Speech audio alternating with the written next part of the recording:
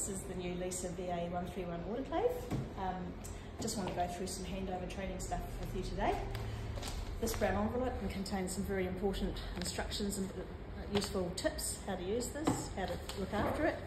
So we're going to start with this first. Inside the envelope you've got a list of accessories and things that are with it. And here is a bit of maintenance. They recommend every 6 months to lift the covers and dry out the tanks. So you've got your clean water tank over here, your dirty water tank here. Just take the cover off.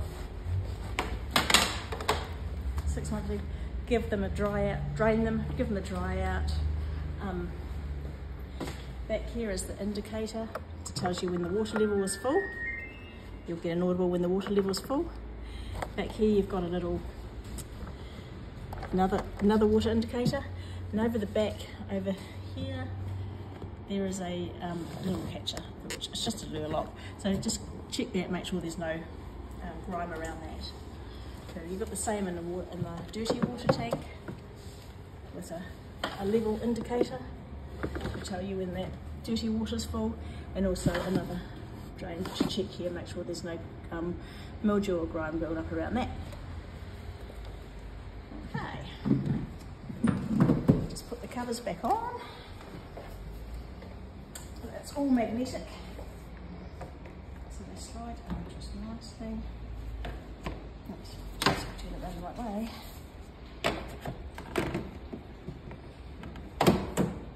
No. Okay. Clean water is filled up top here. Distilled water or demineralized water only. Lisa will tell you when the water's not good enough quality. Okay. So what we do first initially is just have a look, make sure she's not too close to a sink, so we don't want to get it splashed with dirty water or anything else. And we open up the chamber door. You've got the door seal here. I'll just grab my door seal. Get in the habit of once a week giving that a wipe with a lint-free cloth, just to remove any lint so that it's not going to upset the seal around the door during the cycle period. In your chamber, you've got the chamber rack holder. It can also turn sideways and you can have a bit more space between your racks if you want to. At the back of your chamber here is where the air gets drawn out of the chamber in a cycle. So if you've got anything small and loose on your trays during a cycle, they tend to get sucked into underneath here where the air gets pulled out. So if it fails to load for whatever reason, check that first and foremost. It's on a latch grip, so you can simply remove it. It's also got a filter in here to check that there's no grime or anything as well. Just make sure that's clear at all times. That just pops in there and locks back into place. Twist sideways. Yep. Okay. Once every month, give the chamber a wipe out with a lint-free cloth with just water, no chemicals ever to be used inside of here. Just water on a cloth. Give it a wipe out once a month. The other things what we have to do regularly. This is the dust filter. That gets changed every 400 cycles, as does your bacteriological filter. That just unwinds, runs out. That gets changed every 400 cycles.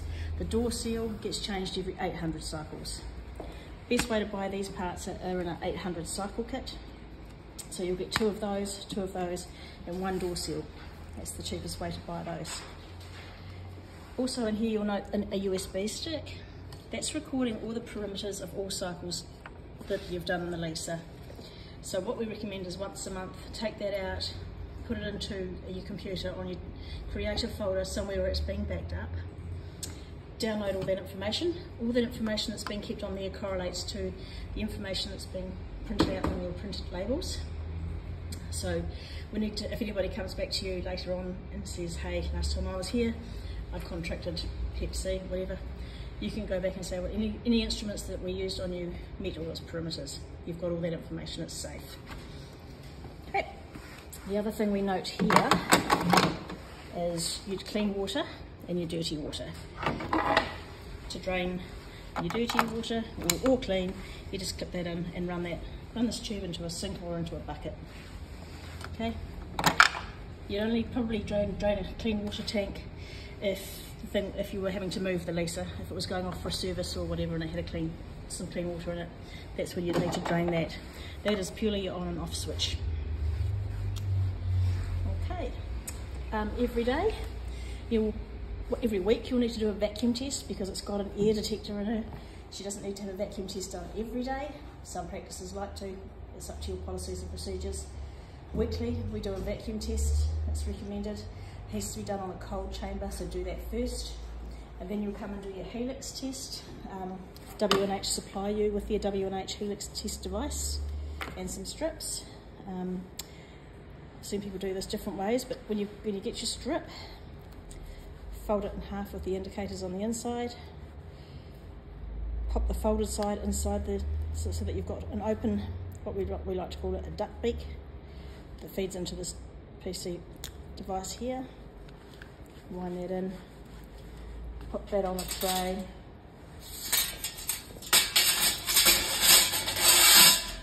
It goes on the bottom tray to do the Helix test. Okay. It also comes with a tray, a handy tray remover. It comes with one of those. Make sure you don't overload the Leesa on any cycles. W&H recommend paper side up with the pouches. Yes, that's about it. So just once a month, give her a wipe down on the outside, just water. Don't use anything abrasive, no chemicals on her. When you're taking your instruments out of the Elma or whatever ultrasonic cleaner you're using or solutions, make sure they're rinsed well and patted dry. What we don't want is any chemicals going through her. Bag all your hand pieces and paper side up. What we have in here is a little 9-volt battery.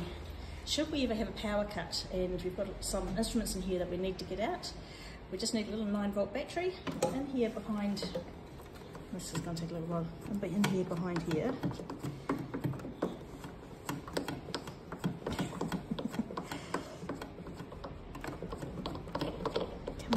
There you go. In here behind here, you'll see where you plug it in. You just plug the 9-volt battery into here. When you plug it in, be pulling on the door, because it's actually what it's starting to do is release the door lock. So when you plug it in, start pulling on the door just to help it pull out. Should you ever have a power cut and you need to get something out of here, as a handy thing. What else? Otherwise, I think that's just about everything, isn't it? Everything on the Leesa autoclave. We'll send you through the printer video separately, so you've got how to load the printer up. But apart from that, that is your new Leesa autoclave. We'll send you some codes on the 800 cycle kit for this unit as well.